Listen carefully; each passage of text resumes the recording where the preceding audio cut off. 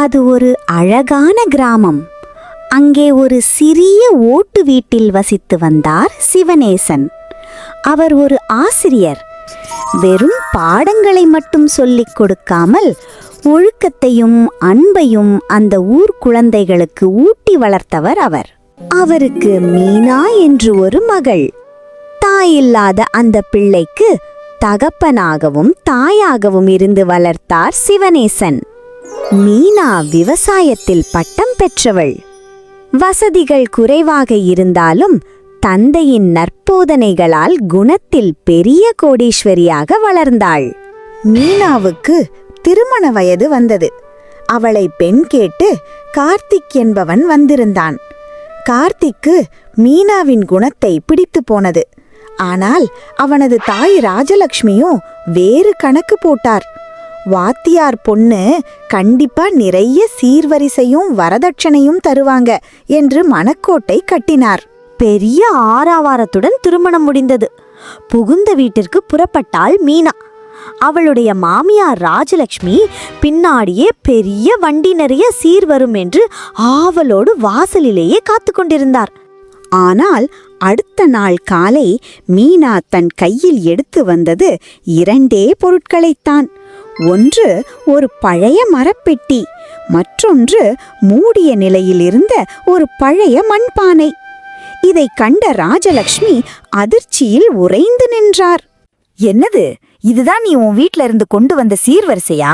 ஊர் உலகத்துல இல்லாத அதிசயமா ஒரு பழைய பெட்டியையும் மண்பானையையும் தூக்கிட்டு வந்திருக்க?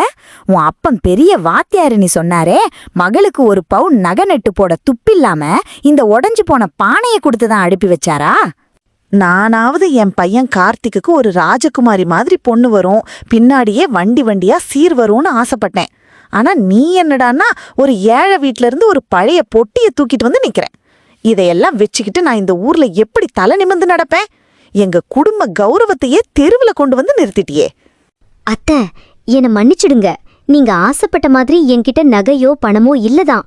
ஆனா என் அப்பா எனக்கு கொடுத்தது அதை விட பெரிய செல்வம். இந்த பழைய பெட்டியில இருக்கிறது நான் படிச்ச புத்தகங்கள், இந்த ஊருக்கே சோறு போடுற விவசாயத்தை பத்தி நான் கத்துக்கிட்ட அறிவு. இந்த மண்பானை வெறும் பானை இல்லாத, எங்க ஊர் மண்ணில் விளைஞ்ச தானியத்தோட விதைகள் இதுல இருக்கு. யாரையும் ஏமாத்தாத, யாருக்கும் துரோகம் நினைக்காத, உழைச்சு வாழறது தான் உண்மையான கௌரவம்னு என் அப்பா சொல்லி கொடுத்த பாடங்கள் தான் என் சீர்வரிசை. தங்கம் காலப்போக்கில் தேஞ்சி போகும் அத்தை, ஆனா என் அப்பாவோட இந்த ஆசீர்வாதம் என்னைக்கும் அழியாது. என்னை ஏழைன்னு நீங்க சொன்னது சரிதான், ஆனா குணத்துல நான் என்னைக்கும் ஏழை இல்லாத. நிறுத்து மீனா, உன் கதையெல்லாம் கேட்க நான் இங்க வரல. பெரிய வாதியார் பெத்த ரத்துனோன்னு நினைச்சேன். ஆனா இப்படி வெத்து கையோட வந்து நிப்பேன்னு நான் கனவுல கூட நினைக்கல. உழைச்சு வாழதுதான் கௌரவம்னு இங்க எனக்கு பாடம் எடுக்காத. 4 பேர் முன்னாடி கௌரவமா வாழ நகை நட்டும் பணமும் தான் வேணுமே தவிர இந்த மண்பானை கிடையாது. நீயும் உன் அப்பனும் சேர்ந்து என்னை ஏமாத்திட்டீங்க. இத பாரு, இந்த வீட்ல நீ இருக்கணும்னா நான் சொல்ற பேச்சை கேட்டு ஒரு வேலைக்காரி மாதிரி அடங்கி கிடக்கணும், புரியுதா? ராஜலக்ஷ்மியின் வார்த்தைகள் மீனாவின் இதயத்தை ஈட்டியாய் துளைத்தன. கண்ணீரை துடைத்து கொண்ட மீனா தான் கொண்டு வந்த அறிவும் விதைகளும் இங்கிருப்பவர்களுக்கு வெறும் குப்பையாக தெரிந்ததை எண்ணி அவள் மனம் வருந்தினாள். அவமானம் ஒரு பக்கம் இருந்தாலும் தன் தந்தையின் போதனைகளை அவள் விட்டுக் கொடுக்க விரும்பவில்லை. பணம் மட்டுமே வாழ்க்கை என்று நினைப்பவர்களுக்கு முன்னால் விதைகளை கொண்டு தன் உழைப்பால் ஒரு சாம்ராஜ்யத்தையே உருவாக்க முடியும் என்று அவள் அன்று மனதிற்குள் சபதமேற்றாள். என்ன மீனா, கை காலெல்லாம் விளங்காம போச்சா? விடிஞ்சதுல இருந்து பாத்துக்கிட்டு இருக்கேன். இன்னும் அந்த பாத்திர குவியல் அப்படியே தான் கிடக்கு. எப்ப கழுவி முடிக்க போற? உன் அப்பா வீட்டுல உட்காந்து தின்னு பழகிட்ட போல. இங்க அதெல்லாம் நடக்காது, ஜாக்கிரதை. பெரிய விவசாயம் படிச்சவன் இங்க வந்து சோம்பேறித்தனம் பண்ணாத. இன்னும் 1 மணி நேரத்துல எல்லா வேலையும் முடிஞ்சிருக்கணும். இல்லன்னா இன்னைக்கு உனக்கு சாப்பாடு கிடையாது. நின்னு வேடிக்கை பார்க்காம ஓடி போய் வேலையை பாரு, போ. சரிங்க அத்தை, நான் இப்போதே எல்லாத்தையும் செஞ்சு முடிச்சிடுறேன். நீங்க ஆசைப்பட்ட நகையும் பணமும் கொண்டு வராதது ஏன் தப்புதான். அதுக்காக என்னை என்ன வேணாலும் சொல்லுங்க. ஆனா என் படிப்பையும் எங்க அப்பாவையும் மட்டும் ஏளனம் பண்ணாதீங்க அத்தை. இந்த வீட்ல எனக்கு சோறு இல்லைனாலும் பரவாயில்ல, நான் போய் வேலையை பார்க்கறேன். மெல்ல அடுப்பாங்கரை நோக்கி நடந்தாள் மீனா. தந்தை சொல்லிக் கொடுத்த பொறுமை அவளை கட்டி போட்டது. அடுக்கடுக்காக கிடந்த பாத்திரங்களை ஒவ்வொன்றாக தேய்த்தாள். புகையும் நெருப்புக்கும் நடுவே சமைத்து முடித்தாள். உடல் சோர்வடைந்த போதும் மலைபோல் குவிந்து கிடந்த துணிகளை துவைத்து முடித்தாள். கைகள் வலித்தன. ஆனால் அந்த பெண்ணின் வைராக்கியம் தளரவில்லை. பொழுது சாய்வதற்குள் ஒரு இயந்திரத்தைப் போல எல்லா வேலைகளையும் முடித்துவிட்டு மூச்சிறைக்க அங்கே நின்றாள். என்ன மீனா, எல்லா வேலையும் முடிஞ்சுதா? இல்ல அப்படியே போட்டுட்டு வந்து நிக்கிறியா? பாத்திரத்திலேயோ துணியிலையோ ஒரு அழுக்கு இருந்தா கூட இன்னைக்கு உனக்கு சோறு கிடையாது. எல்லாத்தையும் முடிச்சுட்டேன்ட்டு பந்தா பண்ணாத. ஒழுங்கா போய் அடுத்த வேலையை பாரு. போ, ஓடு. எல்லா வேலையும் முடிச்சிட்டேன் அத்தை. ஒரு வேலையும் பாக்கி இல்ல. நீங்க சொன்ன மாதிரி பாத்திரமும் துணியும் சுத்தமா தான் இருக்கு. ஆனா என் மேல இருக்கிற கோபத்துல சாப்பாட்டை தடுத்து என் வயித்தை வேணா நீங்க பாய போடலாம் அத்தை. ஆனா அன்புக்கு ஏங்குற என் மனசை காயப்படுத்தாதீங்க. என்னடி, எதிர்த்து பேசுற அளவுக்கு உனக்கு தைரியம் வந்துடுச்சா? இப்படித்தான் எதிர்த்து பேச உங்க அப்பன் சொல்லி கொடுத்தானா? இப்படித்தான் வளர்த்து வச்சிருக்கானா? மகளுக்கு சீர் செய்ய துப்பு இல்ல, ஆனா வாய் மட்டும் கிழிஞ்சா மாதிரி பேச நல்லாவே சொல்லி கொடுத்திருக்கான் உங்க அப்பன். வரதட்சணை கொடுக்க வக்கீல் இல்லாதவனுக்கு வாயாடி மகளை பெத்து வளர்க்க மட்டும் தெரியுது. மரியாதையா வாய மூடிக்கிட்டு அடுத்த வேலைய பாரு, இல்லனா நடக்கிறதே வேற.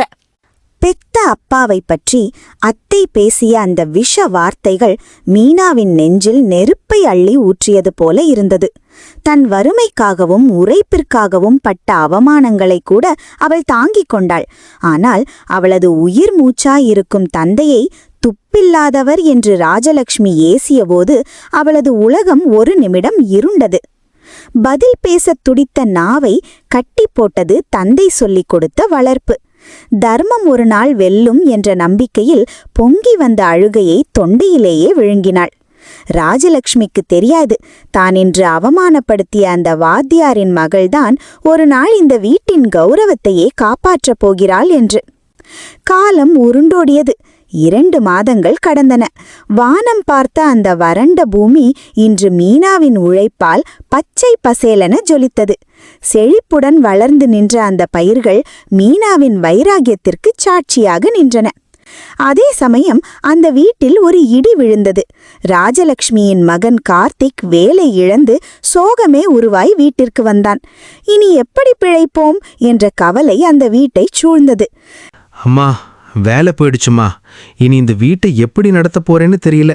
கையில் ஒரு பைசா கூட இல்ல. நம்ம குடும்பமே நடுத்தெருவுக்கு வந்துடுமோன்னு பயமா இருக்குமா. ராஜலட்சுமியின் கர்வம் வறுமையின் முன்னால் மண்டியிட்டது. யாரை ஏழை என்று ராஜலட்சுமி ஏளனம் செய்தாரோ அவளே இன்று ஒரு தேவதையாய் வந்து நின்றாள். தான் விவசாயம் செய்து ஈட்டிய பணத்தை எடுத்து வந்து அத்தையின் கையில் வைத்தாள் மீனா. அத்தை, வருத்தப்படாதீங்க. எங்க அப்பா எனக்கு கொடுத்த அந்த பழைய மண்பானை விதைகள் இன்னைக்கு ஒரு பெரிய அறுவடையை தந்திருக்கு. இது ஏன் உழைப்புல வந்த காசு. இதை வச்சு நம்ம குடும்பத்தை காப்பாத்திக்கலாம் அத்தை. மீனா, என்னை மன்னிச்சிடுமா. தங்கம்தான் செல்வம்னு நினைச்சு உன்னை எவ்வளவு கொடுமைப்படுத்தினேன்.